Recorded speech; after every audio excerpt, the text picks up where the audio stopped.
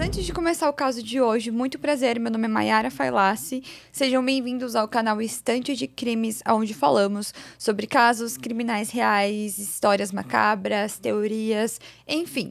Se você gosta desse tipo de conteúdo, já sabe, já se inscreva no canal, deixa o seu like.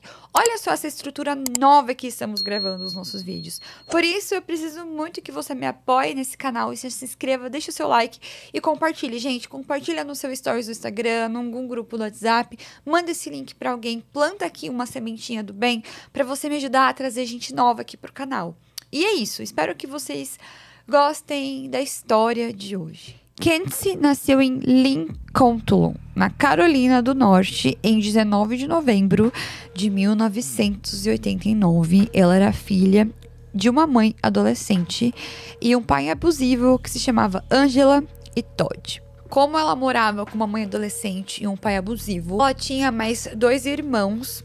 E conforme ela foi crescendo, a criação dela dentro de casa com os irmãos eram sempre negligenciada pelos pais. Tão negligenciada que o serviço social teve que intervir na casa dela, dando tanto ela quanto os irmãos e levando para abrigos. Ela tinha 5 anos e os direitos que os pais dela tinham sobre ela tinha 5 anos, foram encerrados. A Justiça da Carolina do Norte tirou todos os direitos que os pais tinham sobre a criança por conta das negligências que ela sofria. 2 anos depois, ela foi adotada por uma mulher que se chamava Elizabeth Newmarker. Ela era enfermeira e trabalhava no setor pediátrico de um hospital. Ela também era solteira, tinha uma boa vida financeira, queria muito ter um filho.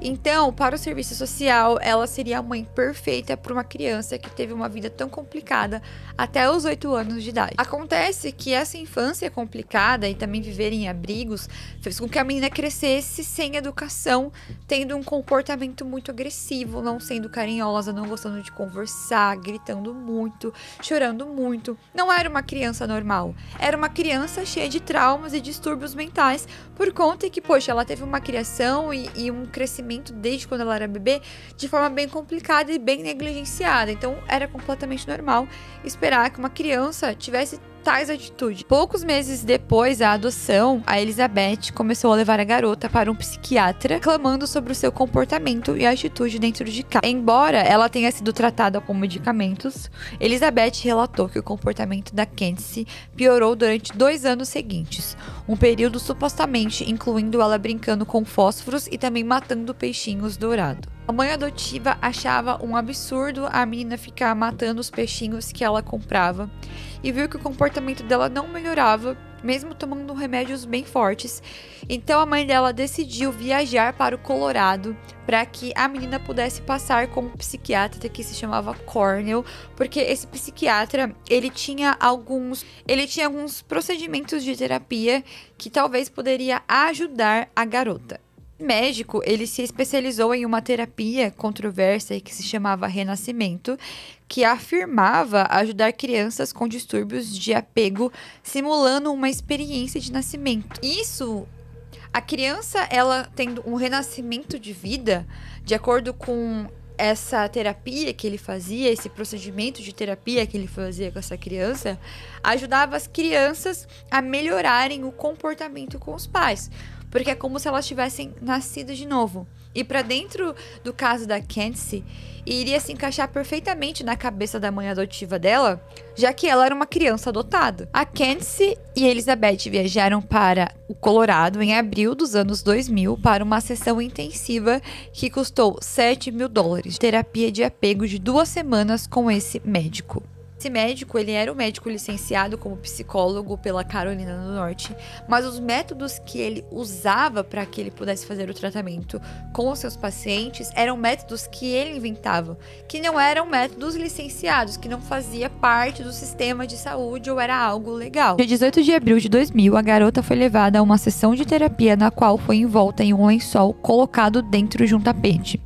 4 adultos, que era o doutor, sua assistente e outras 2 pessoas que estavam na sala, seguraram o lençol e impediram a garota de se mover, enquanto a sessão de terapia era conduzida.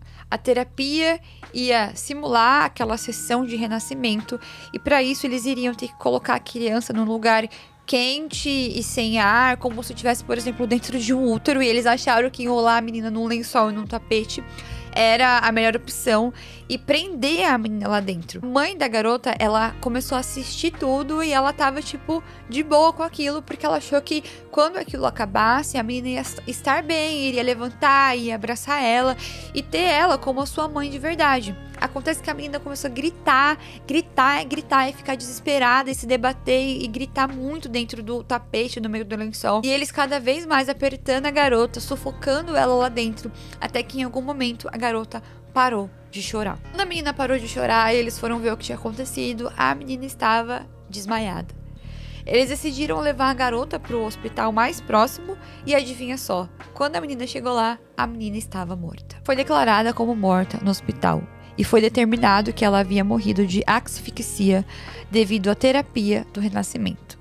O incidente causou choque e revolta generalizado às pessoas, e tanto o doutor quanto a sua assistente e os outros médicos foram acusados de abuso infantil, resultando em morte. O doutor ele foi condenado e sentenciado a 16 anos de prisão, enquanto a sua assistente e os outros médicos foram condenados a 4 anos. Quanto à sua mãe adotiva, ela também foi condenada a abuso infantil, mas ela conseguiu entrar com recursos e posteriormente ela acabou sendo absolvida. O caso de Candice trouxe à tona os perigos de terapias não regulamentadas e não comprovadas e levou a um maior controle de regulamentação da indústria terapêutica. Quem destacou a necessidade de melhor treinamento e supervisão dos terapeutas e outros profissionais que trabalham com crianças. Esse caso foi o caso da menina que morreu numa sessão de terapia. É um caso bem rapidinho, mas chamou muito a minha atenção, primeiro pelo desespero da mãe de fazer com que a criança ela pudesse,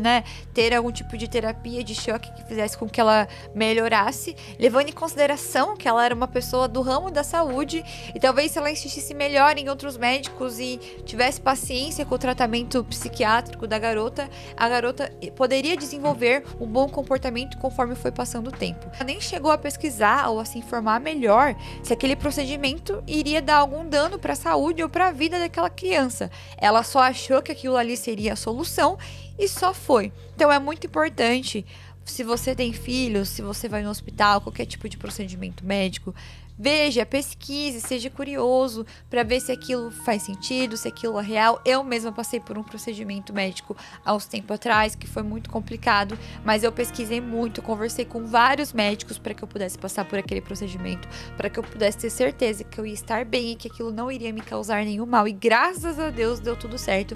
Então a gente vê nesse caso a importância da curiosidade, ainda mais quando é relacionado a filhos, a crianças e a pessoas que nós amamos. E foi esse o caso de hoje. Você conhecer essa história é bizarra, né? Então já deixa o seu like aqui pra mim, comente o que você achou desse caso. Lembrando que queria agradecer aos Estúdios Voz por darem esse espaço para que esse vídeo pudesse estar acontecendo. Muito obrigada aos Estúdios Voz, vou deixar as informações aqui na descrição do vídeo. E é isso, obrigada por assistirem esse vídeo até aqui. Um beijo pra vocês, até o próximo vídeo. Tchau!